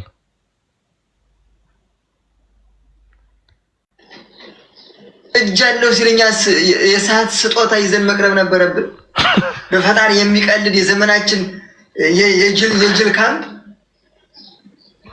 አላህን ይሮጣል እያለ ሲሮጥ እንደ ሰው አይደለም እያለ እየቀለደ እኛ እንደ ሯጭ እንደ ገብረሃና ስላሴ ነው እንደ ቀኔሳ እንደሚባለው እኛ የኛ ያሸንፋል የኛ አምልኮት ያሸንፋል ሲሮጥ እያልን እንድናንጨበጭብ ነበር የምትፈልጉት። አለማፈራችሁ ደግሞ ወደ ድጋፍ ይሰጣል ለፉ ስትሉ ይሄን እንደ ሁለቱን አስሮ ነበር ራሱን እየገረፉ 40 እየገረፉ አስሮ ማስቀመጥ። የዘመናችን ትውልድ ገዳይ ማን ወክሏችሁ? እስልምናስ ክርስትናስ እናንተ ናችሁ የምትወክሉት። ምድረ ጅላጅል። በጣም የሚያሳዝነው ደግሞ ሙስሊም መሰል በፈጣሪ የሚቀልድ አላህን እግር አለው እጅ አለው እግሩን ጀሃነም ይሞላል። እንግዲህ ይህ ኡስታዝ እስልምናን ወክሉ መጅሊሱ እውቅና ሰጥቶት 5000 ሰው አስልሟል የሚባልን ሰው ነው እንደዚህ እያሉት ያሉት። እንግዲህ ይሄ እስልምናን አይወክልም፣ ይሄ ሰውዬ እስልምናን አይወክልም፣ ሙስሊም አይደለም እየተባለ ነው። እንግዲህ ተመልከቱ። ይሄ ነው ያለው። መሬት ላይ የነበረው ነገር ነበር። መሬት ላይ የነበረችው የተደበቀችው ነገር ነች የፈነዳችው። ፈንዳርቱ አሁን የትም ቦታ ታዩታላችሁ። የትም ቦታ ላይ ተዘረክረኮ ነው የምታዩት። ቦምቡ ተጣለ። ኡስታዙን ለ3 ሰዓት ሙሉ በትዕግስት ሲጠበቅበት የነበረው ጉዳይ ይቺ ጉድ ዛሬ እንድትወጣ ነበረ።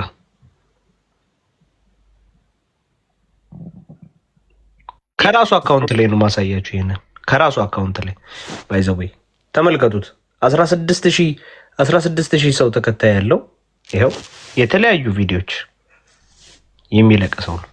የተለያዩ ቪዲዮዎች የሚለቅሰው ይሄው ሙስሊም እንደ ይሄው ተመልከቱት። ራሱ የሚናገረውን ተመልከቱት። የትናንትናው ሽንፈት በነገራችን ላይ እፎይ ብቻ እንዳይመስላችሁ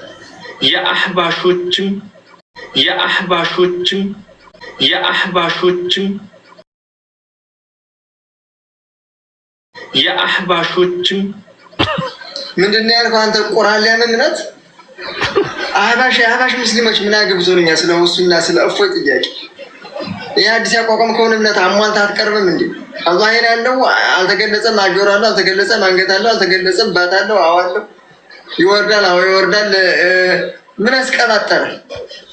ማን አነጻጽር ላይ ወዳድርልኛል እስልምና። አላህ ሱብሓነሁ ወተዓላ ማንንም አልመስልም እንዳትመሳስሉ ሲል ከእጅና ከእግር ከዓይን ከጆሮ ከምናምን መሰለ እንዴ? አላህ የዓለማት ፈጣሪ ማንንም አይመስልም ሲል ቁርአን በስሙ ነው የሚናገረው። ከዛ ውጭ አካል ዝርዝር ከቁርአን የለም። እሱ ደግሞ አንተ አቋም ከሆነ እምነት አሟልተህ ቅረብ ስትጠየቅ። እንግዲህ አንድ አይደለም ቁርአን ናቸው ማለት ነው። እንግዲህ ተመልከቱት። ይሄም ሰው የያዘው ቁርአን ይሄም ሰው የያዘው ቁርአን አንድ ሆኖ ሳለ ግን የተለያየ ነገር ነው የሚያወሩ። የተለያየ ነገር ማለት ነው። ግን እኛ ፊት ሲመጡ ምንድን ነው የሚባለው? ኧረ ሙስሊም አንድ ነው ነው የሚባለው። በሐሰት ሻሃዳ ያስያዛቸው ልጆች አለ ቪዲዮ ኧረ አለ ይከፈታል። እስኪ እነሱ ብናየው ጥሩ ነው። ቆስጥ ይላክልህ አንተ ላክልህ በውስጥ ሰላም ላክልኝ። በዚሁ በቲክቶክ ላክልኝ በቲክቶክ ላክልኝ። እሺ እሺ እሺ ከሻዳውን ጀምር ተመልከቱ። አሽሃዱ አላ ኢላሃ ኢላላህ። ከዚህ በኋላ ሙስሊም ናሻል። አሁን ያልሽው ቃል የሻሃዳ ቃል ወይም የምስክር ቃል ይባላል። ማን ነበር ስምሽ? የመጀመሪያ ስምሽ? እንግዲህ ተመልከቱ። ስምሽ ማን ነው? ሀያት። አይ እኔ የመጀመሪያ ስምሽ ነው ያልኩሽ። አዎ ሀያት። በቃ እንደ ቀልድ ነው። በቃ ዝም ብሎ ውስጥ ገብተው ለመታየት ስለሚፈልጉ ምን አይታወቅ ሻሃዳ ይላሉ። የፈጠነ ነው የሚያስገባቸው። ምን የፈጠነ ነው የሚያስገባቸው። ምን ይሁን የፈጠነ ነው የሚያስገባቸው። ምን ይሁን የፈጠነ ነው የሚያስገባቸው። ምን ይሁን የፈጠነ ነው የሚያስገባቸው። ምን ይሁን ድሮም የለም ዛሬም የለም። አንድ ሙስሊም አልተቀበልም። ከዛ ውይይት በኋላ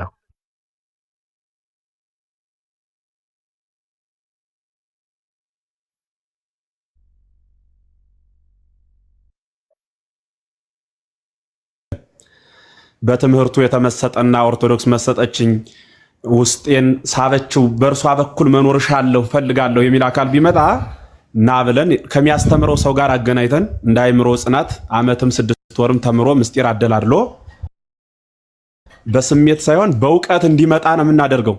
እንዲሁ በእውነቱስ እንዲሁ አንድ ሃይማኖት ቋሚ ሰው የሃይማኖት አማኝ ሃይማኖትን ያክል ሰማያዊ ሀገር የምንኖርበትን ስለ መንግስተ ሰማያት ሳያስተምሩ ሳያለማምዱ ዝም ብሎ እንደመጣ ሃይማኖት መሪ ነን የሚሉ ሰዎች እንዴት ነው እዚያ ላይ በስሜት ዝም ብሎ ተናዶ ሰክሮም ሊሆን ይችላል በሌቱ 6 ሰዓት በጨለማ ና ብለው የሚያሳምኑ እንዲሁ ቢሄድላቸው ኑሮ ማለት ክርስቲያን እንዳልሄደላቸው አውቃለሁ። ግን ቢሆን ኑሮ ራሱ ቆይ ተማር እስኪ ይግባህ ምጅምር በውስጥ እናስተምርህ አይባልም እንዴ? አሬ የተፈጠረውን መምህር ኤፍሬም ይሄ መሬቱ ላይ ያለውን ጉዱ እውነቱን ላሳዩት። ይኸው ከራሱ ከውስታዙ የሚለውን ይስሙት እውነታው ምን እንደሆነ። ይኸው እኛ እንግዲህ እኛም እናሰልማለን እኛ ብንከፍርም በኋላ ቆይተን የምትሉ ከሆነ ይኸው አሁን እስኪ ባለፈው አላህ ሱብሓነሁ ወተዓላ እንዲህ ያለው ስትባሉ ስንቱ ሙስሊም ሽባህ ወድቆበታል። ወላሂ ሰው ብዙ ጉዳይ ሰሙት መምህር ስንቱ ሙስሊም ሹብሃት ተፈጥሮበታል ማለት ጥርጣሬ ጥያቄ ተፈጥሮበታል። ስንቱም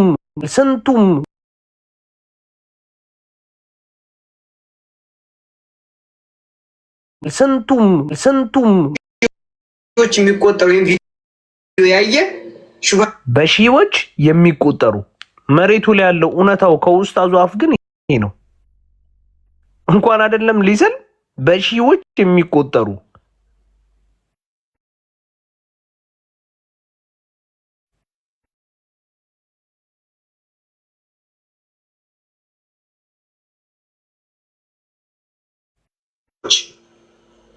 አዲስ ሆነብን። አላህ እንደዛ ሲባል ስላላህ እንኳን አናቅማል የለም ስላላህ አይታወቅም።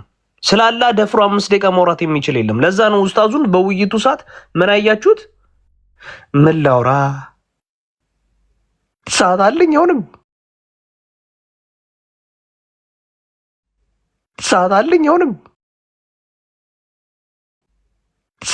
አሁንም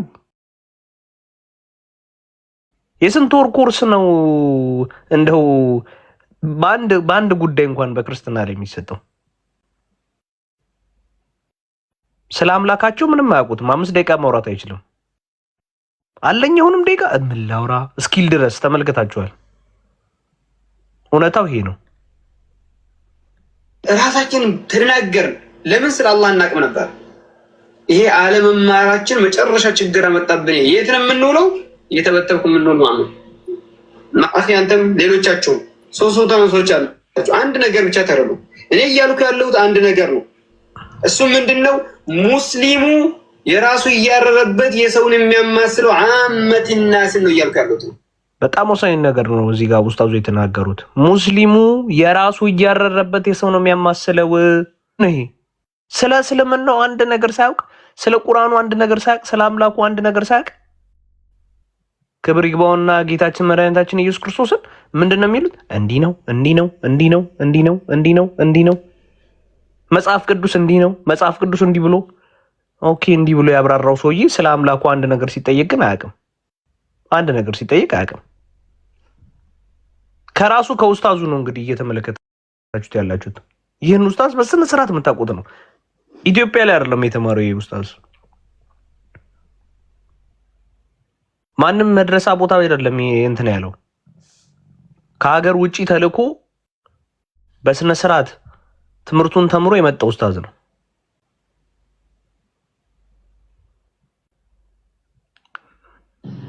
ስለዚህ ምንም የማያውቅ ግን የሚያራግበውና የሚያማስለው የሰውን ነው። ስለ አላህ አያውቅም፣ ስለ ተውሂድ አያውቅም፣ ስለ ወር አበባ አታውቅም፣ ስለ ሚስቱ ጉዳይ አያውቅም። ሚስቱን ጉዳይ ያ ኡስታዝ ሚስቴን እንዲያድርጌ ነበር እንዴት አድርጋ እንዲህ ነበር እያለ የሚጠይቀው። ስለዚህ ምንም አያውቅም። ላኢላሃ ኢለላህ አርካን አያውቅም። የላኢላሃ ኢለላህ ሽሩጥ አያውቅም። የሙሐመድ ረሱሉላህ ማዕናን አያውቅም። የሙሐመድ ረሱሉላህ ሽሩጥ አያውቅም። ስለ ቁርአን ስለ ሐዲስ አንድ ነገር አያውቅም። ፋቲሃን አስተካክሎ አይቀርም። እንቅራ ዲናችሁን ቅሩ ማለት ራስ ለምን እንደሚያሳምቁ እኔ ሞቅፌ ነው። ትክክል ነው። እሱ ሌላ ትልፍ አላህ ተባረከ። እኔ እሱ ነው ሞቅፌ። ሌላ ቦታ እነሁ ሱና ከሌና ከሌ ያጠፉ ጊዜ ናም መልስ ሰጣቸው። አጠፉ ተሳሳቱ ሲባል አዎ ቃል አላህ እንደ አላህ እንዲህ ብሏልና ተው ይባላል። ይሄ ነው መምህር መሬት ላይ ያለው ትክክለኛው ነገር እና ግሩም ነው በእውነት በስሜት እኛ ቤተክርስቲያን እንኳን ሃይማኖት ትዳር አይመሰረትም። ይበቃል። ሌላ ጊዜ አወራለሁ ሌሎቹን አሳት ወይ እየላኩልህ ነው። ይገባ እንትን ነው ይሄ። አሁን ቀጥሎ ቆስጢ ቀጥልሽ ላክልኝ። የገባ ሰው ነው። ትንሽ ልናገራችሁ ብዬ ነው። የዛው ቀን የውይይቱ ቀን ነው ይሄ ቪዲዮ የተቀረጸው እና አሁን ቆስጤ ያሳያችኋል። የገባ ነው በቲክቶክ ነው እየላኩት ያለሁት። ትንሽ ረዘም ብዙም አይረዝም አክቹዋሊ ቆርጬ ቶሎ ብዬ አነሳሳሪ ፓርቱን አውጥቼ ዋናውን ፓርት ነው ያስገባሁላችሁ። ሙሉ ቪዲዮን ከፈለግ ሰጥሃለሁ። አሁን ገብቷል መሰለኝ። እስቲ ቼክ አድርገው። ገብቷል?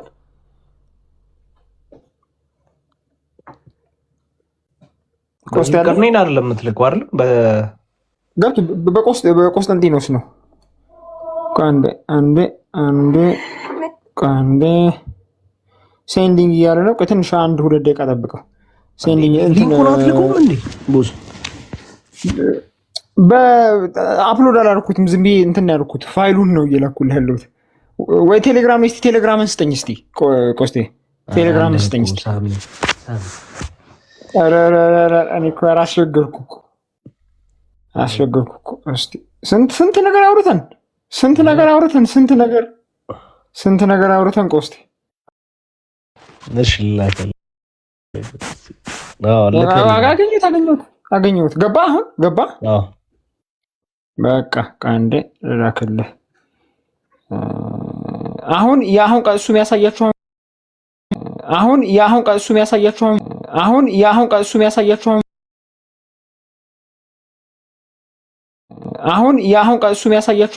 በጌታችን በኢየሱስ ክርስቶስ ትምህርት ለማይኖር አምላክ የለውም ሲል እኔ በሙስሊሞች ነው ያረጋገጥኩት።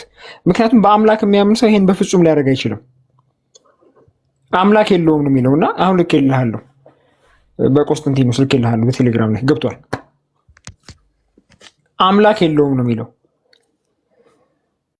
ተመልከቱ ምን እንደሚል።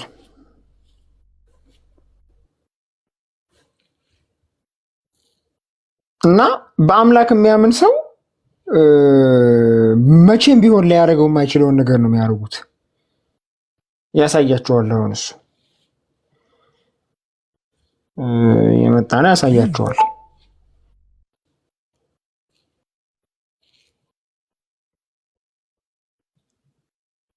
እዛው የቆየ እዛው የነበረው ቪዲዮ ነው እና ያሳያቸዋል። እሺ ተመልከቱ ምን እንደሚል። በጣም መዋረድ ግን እንደው አይሰለቻቸው? እኔ እንጃ በእውነት ከፍታል ሊሆን ነገር ሶሪ እኔ ጋር ነው አንተ ጋር ነው። ኦኬ አንተ ጋር ነው ከመጀመሪያ ጀምሮ ተመልከቱ።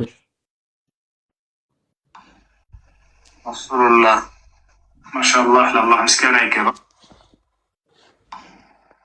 ረሱሉላህ ማሻአላህ ለአላህ ምስጋና ይገባው። አሁን ያልከው ቃል የሸሃዳ ቃል ወይንም የምስክር ቃል ይባላል። በየነቢያት ዘመን ሁሉ በአሁንም ዘመን ሰዎች ወደ እስልምና ተመልከቱ። አሁን ኢትዮ ዘራፍ የሚለው ሰውዬ አካውንቱ ተመልከቱ። ኢትዮ ዘራፍ ምን እንደሆነ አካውንቱ ገብታችሁ ተመልከቱ። ማንንም ልጠላ እችላለሁ። ሂጃብ ያደረገችው ናት። አየኸው? ከዛ ሪፖስት ያደረገውን ደግሞ ተመልከቱ። ሪፖስት ያደረገውን ራሱ ሁሱን ራሱ አድርገውታል። አዎ ቆይ ድምፁን አሰማው።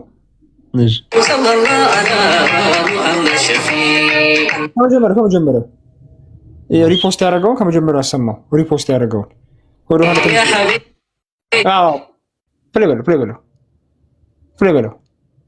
ፕሌይ ነው። ማንንም ልጠላ እችላለሁ እኮ ውድ እህቴ፣ ግን እህቴ የሚላት ሂጃብ ያደረገችውን ነው። ከዛ ቀጥሎ ማን ሪፖስት እንዳደረገ እዩ ስሙ።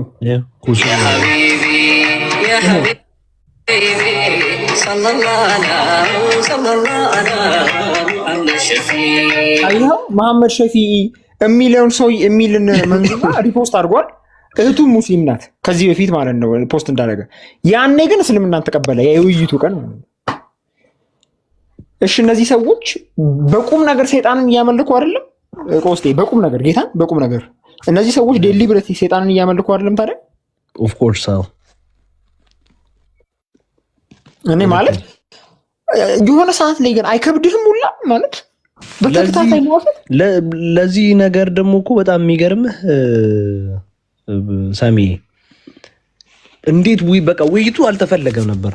እንዲህ ግን ስለተፈጠረ ምን እያሉት ነው መሰለ? ዮኒ ማኛ አሁን ይሄንን አድርጎ የለ ይገደል እያሉት ነው። ዮኒ ማኛ ይገደል እየተባለ ነው። ይቅርታ አድርጉልኝ። አይ ፖለቲካቸው እንዲባንክ አድርጎ ዮኒ ማኛ ሙርተድ እንደሆነ ለምንድን ነው ዮኒ ማኛ ይገደል የሚባለው? ሙርተድ ስለሆነ። ሙርተድ ማለት ምን ማለት መሰላችሁ? ከእስልምና ለቆ ይወጣ ማለት ነው። ዮኒ ማኛ ከዚህ በፊት ሰልሞ ነበር። ከዛስ እስልምና ሐሰት ነው እንደውም በአናተ ምናምን ተተከል ምናምን እያለ ይላል። እንደዛ ብሏቸው ወጣ። ስለዚህ ዛው ምን አይነት አይዲያ እየመጣበት ነው? ይገደል። በነገራችን እዚህ ጋርም ግጭት አለ እነሱ ጋር እንግዲህ ምን ሙርተድ በምን እንለያያለን። አሁን ውይይቱ ላይ ፖለቲካቸውን ቀስ ብሎ በዘዴ ሰርከምቬንት ስላደረገና ዲባንክ ስላደረገው ሙርተድ ነው ታውቃላችሁ። እስልምና ውስጥ ቅዱስና ፈንግጦ ወጣ እንደሆነ ከዛም ብድግ ብሎ ይሄው ሰደኩኝ ምን ታመጣላችሁ ብሎ ባደረ ቁጭ ብሎ ላይ ምን ከፍቶ እነግርሃለሁ። ልክን ያ ነብዩን ሲሳደብ አላህን ሲሳደብ ቁርአን እንደፈለገ ይሳደብ። አሁን ተመልሶ እዛ ቤት ቁጭ ብሎ ዮኒን ዳኛ ሲያደርጉት አላህ መናቅ አይሆንም? ዳኛ ሲያደርጉት ፍረድ አንተ እስቲ ይሄን ነገር ተመልከት አንተ ሲሉት ከየት ያ እነ ዮኒ ማኛ ቤትና ኢዮዳ ቤት እየተገባ ሌሎችም እነዛ ያቺ ክርስቲያና ጸጉራቸው ብረር ያለ እሷ ቤትም ሆነ ሌሎችም ነብዩን በመሳደብ አላህን በመሳደብ ዲን ኢስላምን በመሳደብ ቁርአንን በመሳደብ የሚታወቁ ሰዎች ብዙ ስለሚሰበሰቡ ተብሎ እዛ እየተገባ የሚደረገው ነገር አሁንም ከአላህ ጋር የሚያጣል እንጂ ከአላህ ጋር የሚያስታርቅ መስሎኝ ይኸው አይ ቲንክ ከጨረስኩ ፍላግ ያደርግብኛል መሰለኝ። ቀጥሉ፣ ሀሳብ ስጡ። ሶ እንግዲህ እንደምትመለከቱት በግልጽ ዮኒ ማኛ ይገደል እያሉ ነው። ከውይይቱ በፊት ያላሉትም ማለት ነው። ከውይይቱ በፊት እንዳይ ነገር ተነስቶ አያውቅም። በውይይቱ ሰዓት ግን በዘዴ ቀስ ብሎ የእነሱን ፖለቲካ ዲባንክ አድርጎ ቀስ ብሎ የእነሱን ፖለቲካ ጠልፎ ሁሱና ኢምራንን አምጥቷቸዋል። አየኸው። ስለዚህ ይገደል እያሉ ነው። እንትና ይገደል እያሉ ነው።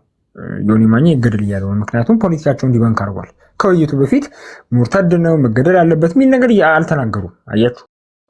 ከውይይቱ በኋላ ነው እንደ ነገር እያሉ ያሉት። ሲቀጥል ቅድምም ታላቁ ጅብሪል ለማንሳት ሞክረው ነበር። እግዚአብሔር ይባርክ። የዋሃብዮች አምላክ ያው የተብዮች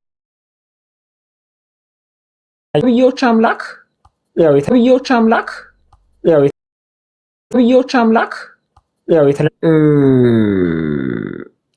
አንድ ቢንግ ወይም ደግሞ አንድ አካል ወይ አንድ ማንነት የሰውነት ክፍል ካለው እጅ እግር ካለው እነዛ እጅ እግሮች የሚኖሩበት ቦታ ያስፈልጓል። ለምሳሌ አላህ ባት ካለው አላህ እጅ ካለው ኦኬ፣ ያ ባት ያ እጅ ኤግዚስት የሚያደርግበት ቦታ ሊኖረው ይገባል።